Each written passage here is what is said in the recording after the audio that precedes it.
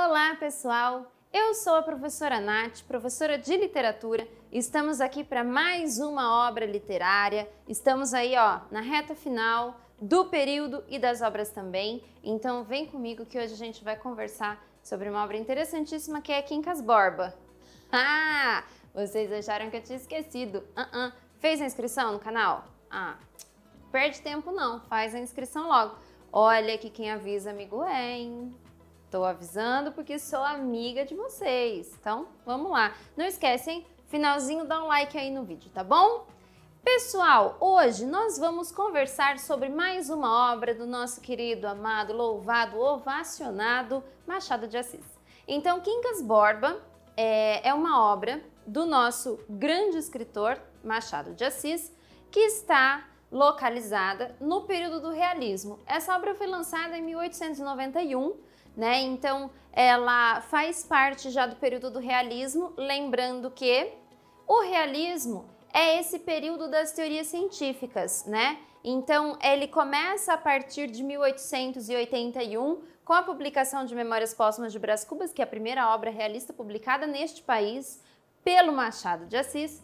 E aí, dentro dessa vertente realista, né, o que nós encontramos é justamente essa opção dos autores por utilizarem as teorias científicas, né? Então, eles acabam empregando nas obras aquilo que a ciência tem discutido em relação a vários temas, né? Em relação a várias coisas. Então, nós temos, por exemplo, o darwinismo, nós temos ali o positivismo, temos também o determinismo. Então, são vários tipos de pensamento que circundam em torno do ser humano de alguma maneira, e o realismo aproveita, né, essa onda científica para colocar também nas suas obras. Não tanto quanto o naturalismo no Brasil, né, porque o Machado ele acaba ultrapassando essa característica mais usual do período de empregar as teorias nas obras literárias, mas não podemos perder de vista que essa conexão se mantém. Então, como existe a conversa em torno de tudo isso que está sendo cientificamente discutido, o Machado não está aquém disso, né? Pelo contrário, ele não as utiliza como os autores naturalistas ou outros autores realistas em outros espaços, mas ele também conversa com essas teorias, certo?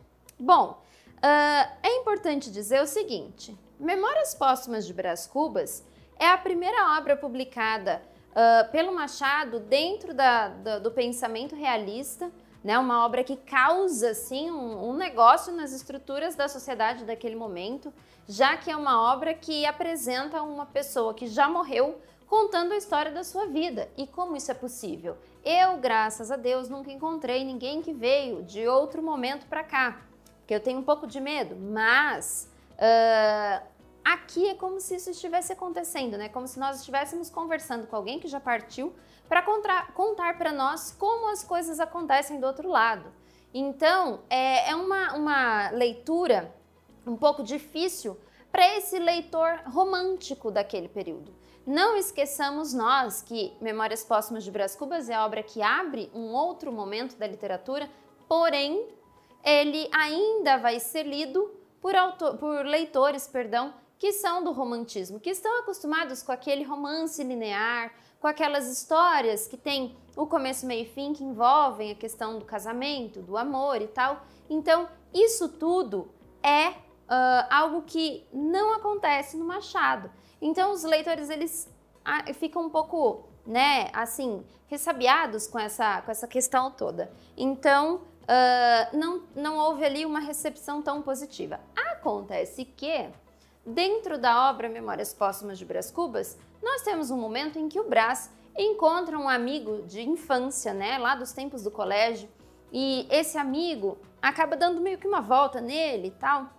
Depois ele recebe um comunicado de que esse amigo recebeu uma herança e que não está mais precisando de ajuda, né, porque o momento em que o Brás Cubas encontra Quincas Borba, o Quincas está em situação de rua, né, ele está em uma situação de muita pobreza e etc. Então, quando existe esse encontro, as coisas não estão tão boas assim para o Quincas, mas depois fica muito bem.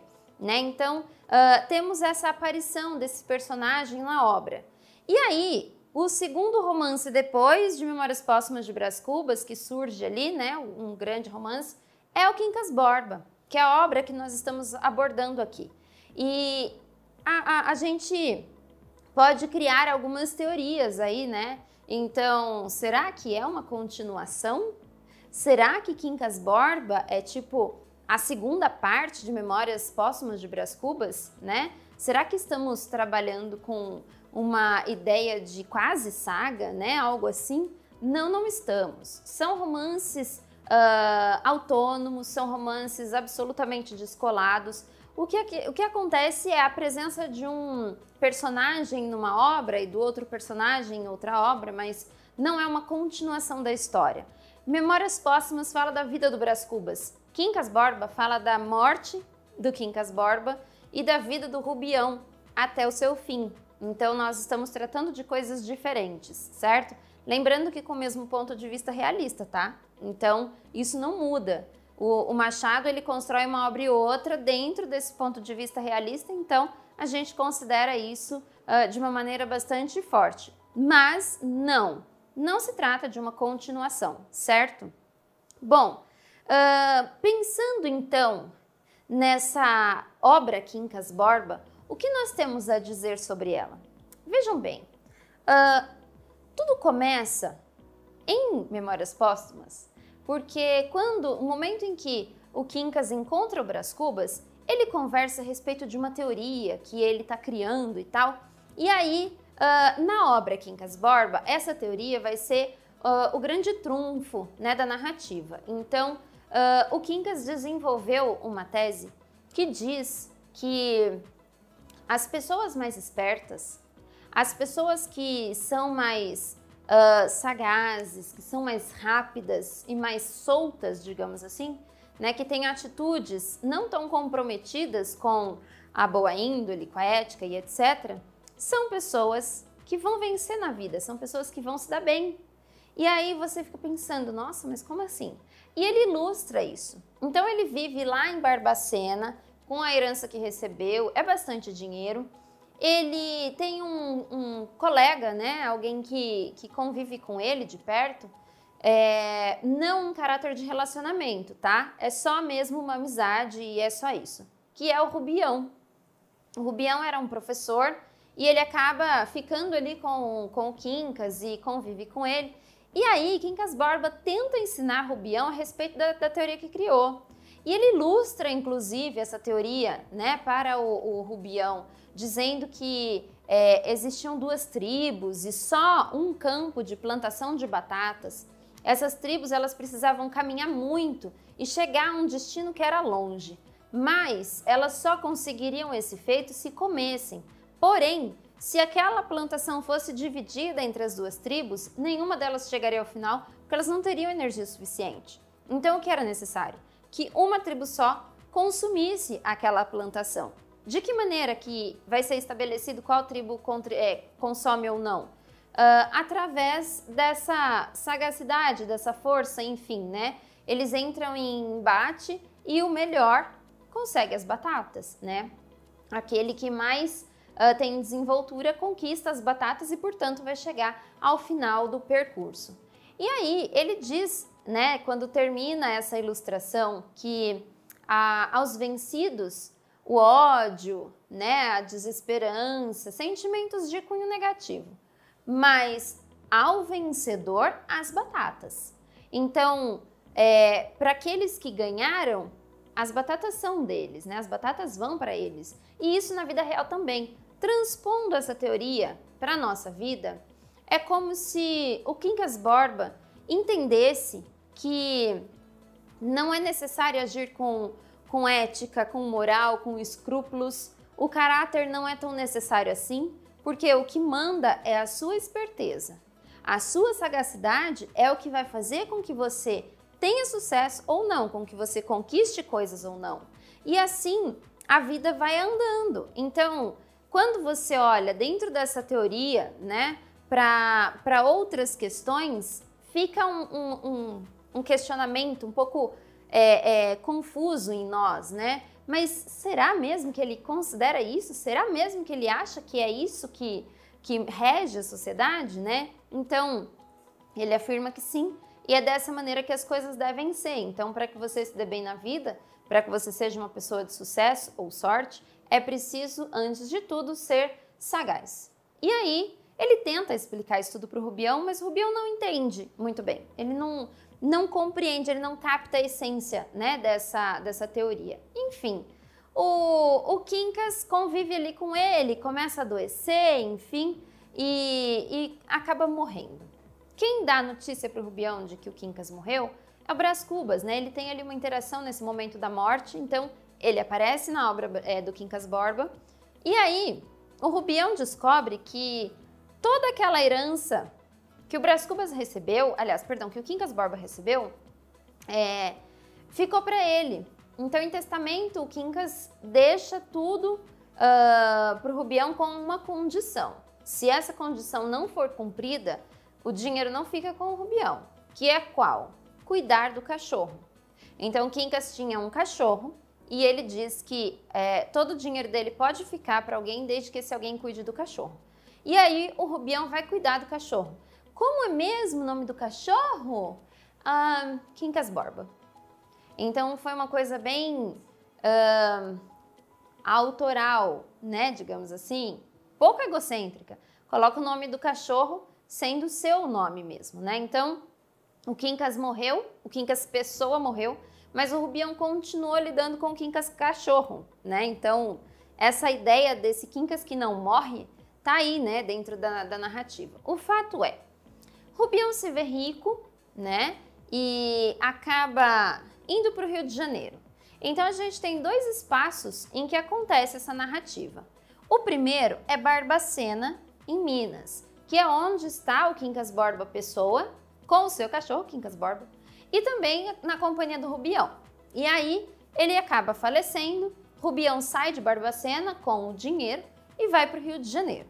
Porém, né, Rio de Janeiro. Porém, Rubião não é tão esperto assim, né? A gente já percebe pelo fato dele não ter compreendido a teoria, que nem é tão difícil assim, mas ele não compreendeu. Então, o Rubião, ele não é assim muito sagaz, né? Ele não é muito rápido e inteligente. Então, ele sobe no trem e vai até o Rio de Janeiro. Nesse percurso, ele conhece Cristiano Palha e Sofia Palha. Eles são casados e o Cristiano Palha, ele é um espertalhão, né? Ele é uma pessoa muito bem antenada nas oportunidades, digamos assim. Então, eles começam a conversar com o Rubião conta que se tornou herdeiro de uma fortuna e que ele tem muito dinheiro, que ele está mudando agora para o Rio de Janeiro, ele vai falando várias coisas. E aí o Cristiano Palha fala para ele assim, meu amigo, calma, não fica falando tanto assim da sua vida, porque pode ser perigoso. As pessoas são maldosas por aí, elas ouvem isso e já querem fazer alguma coisa para você. Aí ele, nossa, verdade, não tinha pensado nisso, né? Então, ele acaba desenvolvendo uma relação de confiança com o Cristiano Palha. Mas o Cristiano Palha é exatamente a pessoa que ele falou para que o Rubião tivesse cuidado.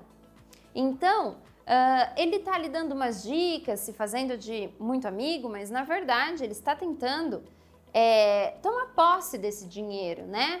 E ele percebe que o Rubião fica encantado por Sofia, que é a sua esposa. E ele também vai notar que, ainda que Sofia seja casada, o Rubião acaba jogando um certo charme para cima dela, né? E aí o Cristiano incentiva a Sofia a dar corda para o Rubião, né? Nesse sentimento que ele diz ter por ela e que a gente percebe mesmo que ele tá caidão por ela, né? Então ele vai ali investindo e tal. Nesse meio tempo, ele acaba se aproximando do casal. Então, o Cristiano Palha não perde as oportunidades de ir colocando o Rubião envolvido em algum investimento, em algum financiamento, em alguma coisa assim, para que aos poucos ele vá tendo acesso a esse dinheiro.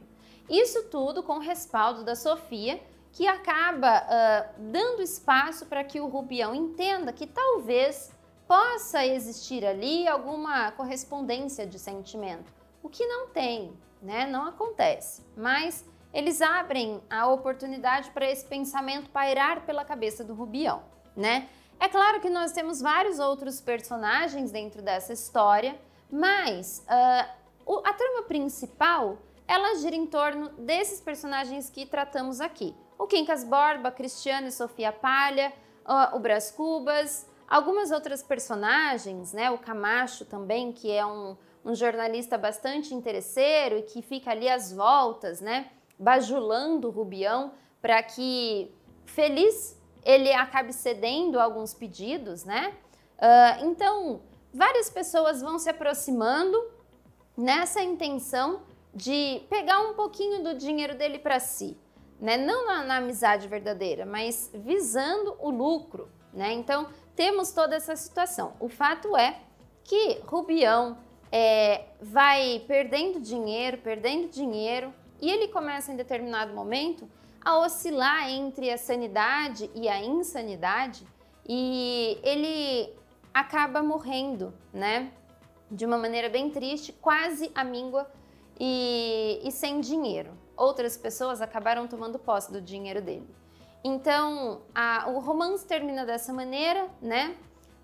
Cristiano e Sofia ficam ricos, né? Depois de tantas artimanhas ali para ir conquistando um patrimônio aqui, uma coisa ali e tal. Então, eles acabam bem de vida e o Rubião morto, né? E aí, o que a gente pode notar nessa obra, né? O que a gente pode perceber de relevante, de interessante a respeito de Quincas Borba? Enfim, conforme eu chamei a atenção de vocês, logo no começo da aula, as teorias científicas estavam ali, ó, pipocando. Porém, o Machado, ele não usa essas teorias para a construção da narrativa, como sendo um motivo, né, um motor, algo assim. Ele, na verdade, critica essas teorias. E essa não é a única obra em que ele faz isso, né? Nós podemos observar em O Alienista também, entre outras narrativas, que ele vai dando ali uns pitacos de crítica em relação a esse uso excessivo da teoria científica dentro de uma obra literária. Então, esses excessos científicos, eles acabam sendo criticados aqui também. Notem que o Quincas Borba, ele elabora uma teoria e ele vive nessa teoria. Só que o fim dele é um pouco trágico, né? Perdão.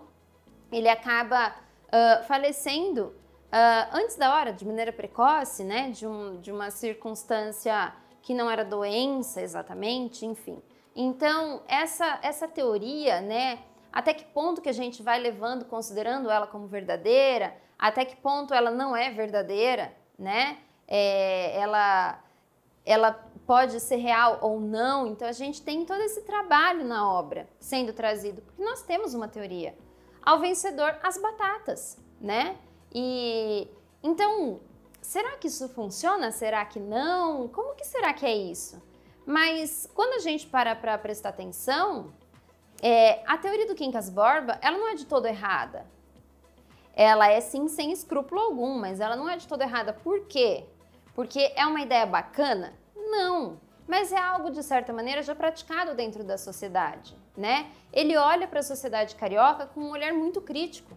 Então, nós entendemos aí que realmente ele está entendendo a dinâmica dos processos, né? E aí ele retrata isso nessa teoria. Mas os excessos científicos acabam sendo, sim, um fator, né, a ser criticado na obra. Existe um triângulo amoroso nesse texto, né? Cristiano Palha, Sofia Palha e Rubião? Rola um triângulo? Não. Ela nunca corresponde, na prática, às investidas do Rubião, ela não corresponde ao sentimento que ele tem por ela, ela simplesmente meio que alimenta isso no imaginário dele, com algumas ações não muito grandes, né? Mas ele entende que talvez ele tenha alguma oportunidade, alguma chance, e assim ele vai nutrindo esse sentimento até o momento que não vai dar mais, ele não segura mais as pontas, né? Ele acaba enlouquecendo. E ela nunca fica com ele, não tem esse envolvimento, então não temos aí um triângulo amoroso, tá? Não temos. O que nós temos é essa índole ruim né, de você ir alimentando essa ausência de responsabilidade sentimental, né? Ela vai alimentando aquilo que o Rubião sente por ela, sabendo que ela não vai corresponder ao que ele está querendo, né? E ele criando expectativas. Então, isso é o que acontece na obra e não um triângulo amoroso. Os falsos amigos. Então, o Rubião, ele acaba cercado de muita gente, né? São várias pessoas que estão ali próximas a ele e que, portanto, parece que ele é uma pessoa muito bem relacionada, ele tem muitos amigos, isso é muito legal. Não é, porque essas pessoas não são amigas dele de verdade, essas pessoas estão interessadas no dinheiro que ele tem, né? No bem-estar que ele pode proporcionar a elas, sem que elas tenham muito trabalho. Então, existe esse interesse, né? Esse interesse muito forte em torno do que ele tem e essa aproximação, então, para alcançar esse objetivo. O que o Rubião enxerga? Que ele tem pessoas ao lado dele, que ele não está sozinho, que ele tem amigos, mas na verdade ele não tem. Então a gente volta aqui na questão do realismo com a essência e a aparência, né? Então o realismo ele gosta de trazer essa dicotomia. Então ele mostra como que as pessoas se portam, como elas aparentam ser e como é a essência de cada uma delas, né? Como elas realmente são. Então isso vai sendo trazido também aqui nessa relação com os falsos amigos, né? Não por parte do Rubião, porque ele é sincero, mas por parte das outras pessoas que não são nada sinceras com ele. Bom, temos aqui, ó, o dinheiro que vai embora. O Rubião, ele não tem muitos conhecimentos, ele não é tão esperto assim, então ele não consegue desenvolver essa malícia, esse entendimento, né, financeiro, de modo que as pessoas acabam tomando o dinheiro dele por todos os lados, né? Isso é muito triste porque ele vai ficando pobre, ele percebe que ele vai ficando pobre, e isso vai trazendo, né, situações difíceis para ele, mentalmente falando também. Então é uma situação complicada e triste, né? Ele recebeu uma herança por ser uma pessoa legal, bacana e tal, né? O Quincas Borba gostava bastante dele, mas ele perde tudo. Ele fica à míngua, né? A loucura do Rubião. Ele vai passando por esse processo de perder a sanidade, né? Conforme ele vai perdendo dinheiro, ele vai entendendo que o tempo está passando e a Sofia de fato não está correspondendo àquilo que ele gostaria. Então a gente percebe que tem ali uma movimentação no sentido de ir perdendo essa estabilidade psicológica, emocional, e ele vai oscilando entre estar bem e estar mal, e de maneira que ele acaba sendo internado em um hospital psiquiátrico, né? E morre ali. Então, o que nós temos é esse processo de enlouquecimento do Rubião, né? Algo bastante triste para ele, que é uma figura boa, né? É um personagem benévolo, mas não tem um final feliz, né? Ele acaba morto e louco, né? Louco e morto, no caso. Primeiro a gente fica louco, depois a gente morre, né? Enfim. Temos o final confortável para o casal Palha. Então, eles tinham um objetivo, eles queriam conseguir alguma coisa e eles conseguiram, né? Eles alcançaram aquilo que almejavam. Então, eles colocaram uma meta e chegaram até lá, né? Por meios bastante escusos e duvidosos, mas eles conseguiram isso e o romance termina assim, né? E às vezes a gente olha para isso e fala assim, eu não acredito que esse romance terminou desse jeito. Como pode uma coisa dessa? Né? E na verdade pode, né? Pode sim, porque é um romance realista, ele não é mais romântico, incomoda mesmo, né? Então é esse o fim que a gente tem, o casal que passou a perna no Rubião, que de certa maneira provocou a morte dele, terminando bem, confortáveis, né? E é isso que o realismo traz pra gente, né? Uma situação que não necessariamente é digerível, né? Mas que acontece, né? Na vida real, infelizmente. Então, é um final possível para essa obra. Temos aí características que são da obra do Machado, a ironia muito forte, a metalinguagem, né? Então, Em alguns momentos a gente percebe que isso pode acontecer. A digressão, né, que também é uma característica do Machado.